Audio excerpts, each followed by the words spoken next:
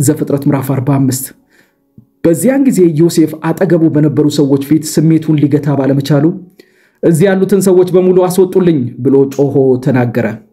ስለዚህም ዮሴፍ ራሱን ለወንድሞቹ በገለጠበት ጊዜ ከእርሱ ጋር ሌላ ማንም ሰው አልነበረም። ዮሴፍም ድምጹን ከፍ አድርጎ በማልቀሱ ግብፃውያን ሰሙት። ወሬውም ወደ ፈርዖን ቤተሰቦች ደረሰ። ዮሴፍም ወንድሞቹን እኔ ዮሴፍ ነኝ፣ ለመሆኑ አባቴ እስካሁን በሕይወት አለ ሲል ጠየቃቸው። ወንድሞቹ ግን በፊቱ ተደናግጠው ስለነበረ መልስ ሊሰጡት አልቻሉም። ዮሴፍም ወንድሞቹን እስቲ ወደኔ ቀረብ በሉ አላቸው። ወደ እርሱም በቀረቡ ጊዜ እንዲህ አለ፣ ወደ ግብፅ የሸጣችሁኝ ወንድማችሁ እኔ ዮሴፍ ነኝ። አሁንም በመሸጣችሁ አትቆጩ፣ በራሳችሁም አትዘኑ፣ ምክንያቱም እግዚአብሔር ሕይወት ለማዳን ሲል ከናንተ አስቀድሞ እኔን ወደዚህ ልኮኛል። በምድር ላይ ረሃብ ከገባ ይኸው 2 ዓመት ሆነ። ከዚህ በኋላ የማይታረስባቸው ሰብል የማይሰበሰብባቸው 5 ዓመታት ገና አለ። ነገር ግን እግዚአብሔር ሕይወታችሁን በታላቅ ማዳን ለመታደግና ዘራችሁ ከምድር ላይ እንዳይጠፋ በማሰብ ከናንተ አስቀድሞ ወደዚህ ላከኝ። ስለዚህ አሁን ወደዚህ ላከኝ እግዚአብሔር እንጂ እናንተ አይደላችሁም። እርሱም ለፈርዖን እንደ አባት በቤት ንብረቱ ላይ ጌታ እንዲሁም በግብፅ ምድር ላይ ገዢ አደረገኝ። አሁንም በፍጥነት ወደ አባቴ ተመልሳችሁ እንዲበሉት ልጅህ ዮሴፍ እንዲህ ይላል፣ እግዚአብሔር የመላው ግብፅ ጌታ አድርጎኛል። ስለዚህ ሳትዘገይ ወደኔ ና። ልጆችህን፣ የልጅ ልጆችህን፣ በጎችህን፣ ፍየሎችህን፣ ከብቶችህን ያለን ሁሉ ይዘህ በአቅራቢያዬ በጌሴም ትኖራለህ። ገና ወደፊት የሚመጣ የ5 ዓመት ራብ ስላለህ በዚያ የሚያስፈልጋችሁን እኔ እሰጣችኋለሁ። ያለበለዚያ ግን አንተና ቤተሰቦችህ ያንተም የሆነ ሁሉ ችግር ላይ ትወድቃላችሁ። ፊታችሁ ሆኜ የማናግራችሁ እኔ ዮሴፍ ራሴ መሆኔን እናንተም ሆናችሁ ወንድሜ ብንያም በዓይናችሁ የምታዩት ነው። በግብፅ ስላለኝ ክብርና ስላያችሁት ሁሉ ለአባቴ ንገሩት። አባቴንም በፍጥነት ይዛችሁት ነው።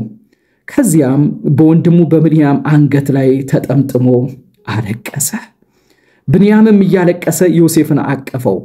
የቀሩትንም ወንድሞቹን አንድ ባንድ እየሳመ አለቀሰ። ከዚያም ወንድሞቹ ከእርሱ ጋር መጨዋወት ጀመሩ። ዮሴፍ ወንድሞች መምጣት በፈርዖን ቤተ መንግሥት በተሰማ ጊዜ ፈርዖን ሹማምንቱ ሁሉ ደስ አላቸው። ፈርዖንም ዮሴፍን እንዲህ አለው፣ ለወንድሞች እንዲህ ብለህ ንገራቸው፣ እንዲህ አድርጉ፣ አህዮቻችሁን ጭናችሁ ወደ ከነዓን ምድር ተመለሱ። ከዚያም አባታችሁንና ቤተሰባችሁን ይዛችሁ ወደ እኔ ኑ። እኔም እጅግ ለም ከሆነው የግብፅ ምድር ሰጣችኋለሁ። በምድሪቱ በረከት ደስ ብሏችሁ ትኖራላችሁ። ደግሞም እንዲህ ብለህ እዘዛቸው፣ ይህን አድርጉ፣ ከግብፅ ምድር ልጆቻችሁንና ሚስቶቻችሁን የምታጓጉዙበት ሰረገላዎች ወስዳችሁ አባታችሁን ይዛችሁት ነው። ስለ ንብረታችሁ ምንም አታስቡ። በግብፅ ምድር እጅግ ለም የሆነው የናንተ ይሆናል። የእስራኤል ልጆችም ይህንኑ አደረጉ። ዮሴፍ ፈርዖን ባዘዘው መሰረት ሰረገላዎች አቀረበላቸው። የመንገድ ስንቅ አስያዛቸው። ለእያንዳንዳቸው 2 የክት ልብስ ሰጣቸው። ለብንያም ግን 300 ጥሬ ብርና 5 የክት ልብስ ሰጠው።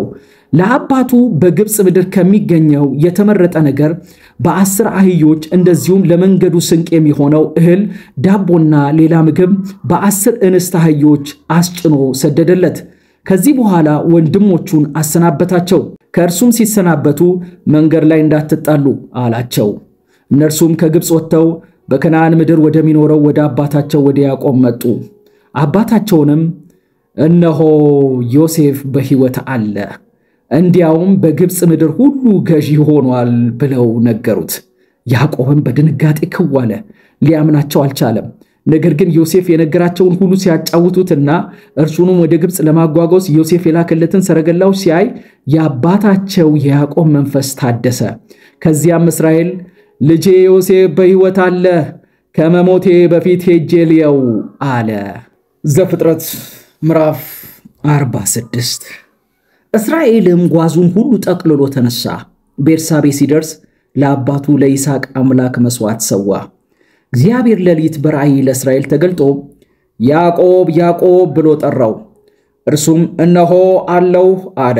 እግዚአብሔር እንዲህ አለው፣ እኔ አባትህ አምላክ እግዚአብሔር ነኝ። ወደ ግብፅ ለመውረድ አትፍራ፣ በዚያ ታላቅ ሕዝብ አደርግሃለሁና አብሬ ወደ ግብፅ ወርዳለሁ፣ ከዚያም መልሼ አወጣሃለሁ። የዮሴፍ የራሱ እጆችም ዓይኖችህን ይገጥሟቸዋል። ከዚህ በኋላ ያዕቆብ ከቤርሳቤ ተነሳ። የእስራኤል ወንዶች ልጆችም አባታቸውን ያዕቆብን ልጆቻቸውንና ሚስቶቻቸውን ፈርዖን ለያዕቆብ በላካቸው ሰረገሎች ላይ አወጧቸው። ከብቶቻቸውንና በከነዓን ምድር ያፈሩትን ሀብት ንብረታቸውን ይዘው ያዕቆብና ዘሮቹ በሙሉ ወደ ግብፅ ወረዱ። ወደ ግብፅም የወረደው ወንዶቹ ልጆቹንና ወንዶቹ የልጅ ልጆቹን፣ ሴቶቹ ልጆቹንና ሴቶች የልጅ ልጆቹን ማለት ዘሮቹን ሁሉ ይዞ ነው። ወደ ግብፅ የወረዱት የእስራኤል ልጆች የያዕቆብ ዘሮች እነዚህ ናቸው። የያዕቆብ የበኩር ልጅ ሮቤል፣ የሮቤል ልጆች ሄኖህ፣ ፈሉስ፣ አስሮን እና ከሪም ናቸው። የስምዖን ልጆች ይሙኤል፣ ያሚን፣ ኦሆድ፣ ያኪን፣ ጾሖርና ከከናናዊቷ ሴት የተወለደው ሳኡል ናቸው። የሌዊ ልጆች ጌድሶን፣ ቃትና ሜራሪ ናቸው።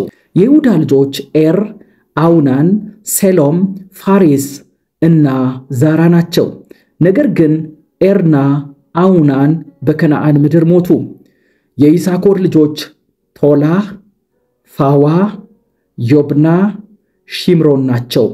የዛብሎን ልጆች ሴሬድ፣ ኤሎንና ያህልኤል ናቸው።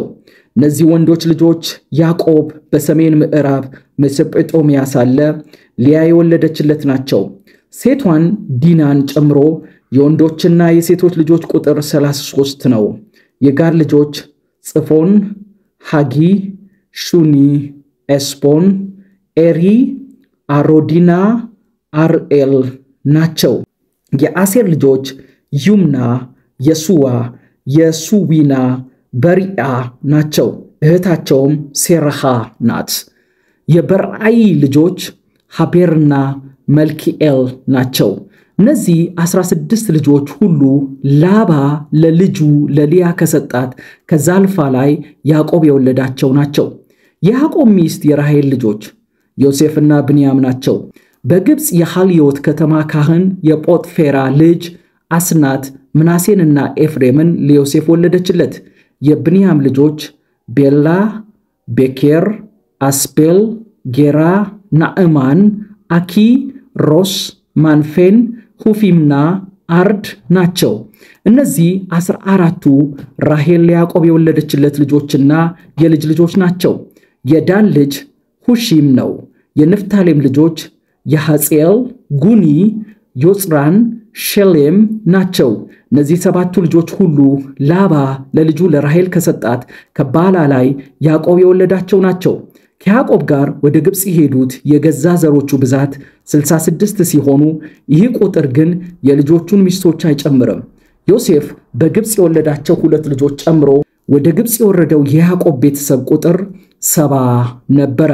ያዕቆብ ወደ ጌሴም ለመሄድ መመሪያን ይቀበል ዘንድ ይሁዳን አስቀድሞ ወደ ዮሴፍ ላከው። እነርሱም ጌሴም ሲደርሱ ዮሴፍ ሰረገላውን አዘጋጅቶ አባቱ እስራኤልን ለመቀበል ወደ ጌሴም አመራ። ዮሴፍ አባቱ ዘንድ እንደደረሰ አንገቱ ላይ ተጠምጥሞ ለረጅም ጊዜ አለቀሰ። እስራኤልም ዮሴፍን በሕይወት መኖርህን ስላየው ከእንግዲህ ብሞት አይቆጨኝም አለው። ከዚህ በኋላ ዮሴፍ ወንድሞቹንና የአባቱን ቤተሰቦች እንዲህ አላቸው፣ ወደ ፈርዖን ወጥቼ አናግረዋለሁ፣ እንዲህም እለዋለሁ፣ በከነዓን ምድር የሚኖሩት ወንድሞቼና የአባቴ ቤተሰቦች ወደ እኔ መጥተዋል። ሰዎቹ ከብት የሚጠብቁ ስለሆኑ እረኞች ናቸው። ሲመጡም በጎቻቸውን፣ ፍየሎቻቸውንና ከብቶቻቸውን እንዲሁም ያላቸውን ሁሉ ይዘው መጥተዋል። ፈርዖን አስጠርቷችሁ ስራችሁ ምንድነው ብሎ ቢጠይቃችሁ እናንተ እኛ ባሮችህ ስራችን ከልጅነት ጀምሮ ልክ እንደ አባቶቻችን ከብት ማርባት ነው ብላችሁ መልሱለት። ከዚያም ግብፃውያን ከብት አርቢዎችን እንደ ጸያፍ ስለሚቆጥሩ በጌሴም ምድር እንድትኖሩ ይፈቀድላቸዋል።